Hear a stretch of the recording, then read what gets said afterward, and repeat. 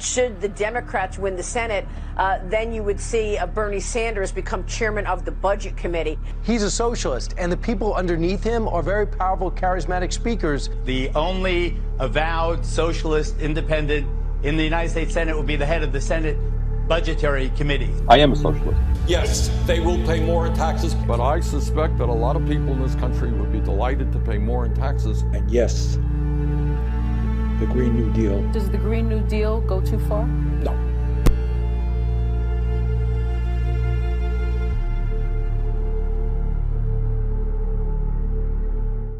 So once again, guys, Republicans have succeeded at making Bernie Sanders look even cooler than he already is. That was an ad from Senate Republicans, from the Senate GOP, basically warning that if the Democrats win the 2 Georgia runoffs, Bernie Sanders will likely become the head of the Budget Committee in the Senate. That because those 2 runoffs being won by the Democrats, Ossoff and Warnock, over Republicans Perdue and Loeffler, would make the Senate 50-50, and because at least in this ad, they're actually admitting that Joe Biden and Kamala Harris won the election, that Kamala Harris would become the tie-breaking vote in the Senate. And so, with a 50-50 tie leaning Democrats would likely take control of the key committees in the Senate, Bernie becoming the head of the Budget Committee. And Bernie has often talked about this. He's also said that he would get a lot of authority on health subcommittees, basically saying that, look,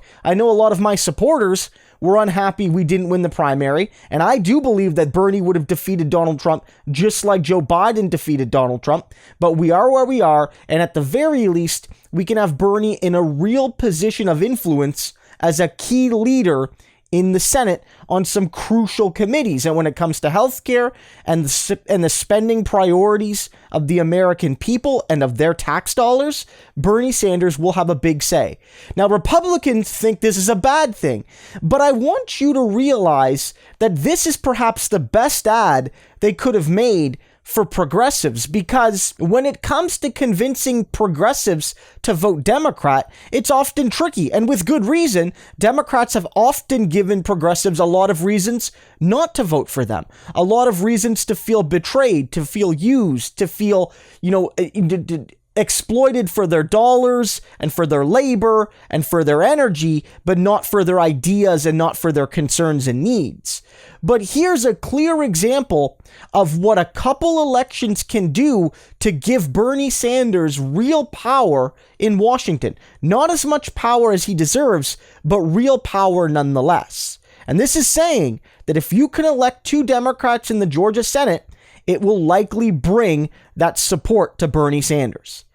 Now, Republicans are hoping, again, they're trying to still steal the election through lies and misinformation for Donald Trump and Mike Pence, but I think, deep down, behind the scenes, Senate Republicans have sort of moved on, and they're trying to, hope this stirs up anti-left voting in Georgia, but I think that could backfire. Because turnout was up in this election, but not everyone voted. And a lot of young people still didn't vote. And there's going to be tons of young people, potentially 100,000 or more, that didn't get to vote in this election, but will in January, because between November and January, they actually turned 18. And young people of all backgrounds, not just white, but Black, Latino, Asian American, Native American, they all supported Bernie Sanders in the primary more than Joe Biden. So while Biden had a big lead in support among older African Americans, and that was one of the reasons why he did well in the general election and in the primary, young people of all backgrounds gravitated to Bernie and his message. And if you want to convince people that you can not only defeat 2 Republican ghouls, that whether you think the Democrats are good or not, Ossoff and Warnock are better than these 2 insider trading, COVID denying, name mocking, jerks, you also get to have a positive impact too. It's not just removing 2 bad things and putting in 2 neutral things. It's removing 2 bad things and tilting the Senate balance of power in favor of the Democrats. The Republican strategy over the last little bit, I think, has been pretty counterproductive. They got lucky that people didn't connect Trumpism to the GOP brand that directly. It's one of the reasons why in some states like Maine, the Republicans took a pretty big beating at the presidential level, but actually did okay at the Senate and in many places the House level. They picked up seats in the House and they didn't lose very many seats. I believe they only lost 1 seat in the Senate, net, right? They lost 2 and they picked up 1, so they're only -1. And so they have an opportunity here to look reasonable and maybe save their Senate majority and take a 52-48 Senate into the next couple years.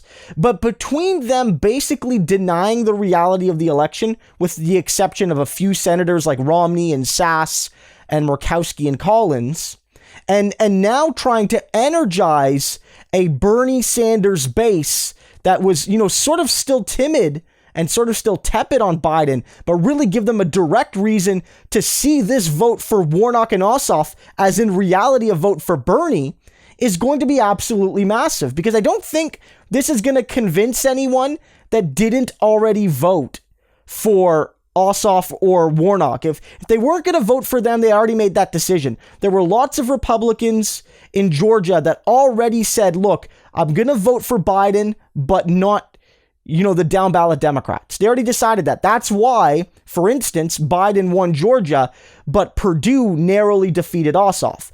Those people are already out of play. What can happen now, though, is youth turnout needs to be high. And in runoffs, it often isn't. Give people an example. If you know young progressives in Georgia looking for a reason why this Senate election matters, show them this ad. If you want Bernie to have more power than maybe he's ever had, Warnock and Ossoff winning is the first step on that path. Make it happen, Georgia. I'm counting on you.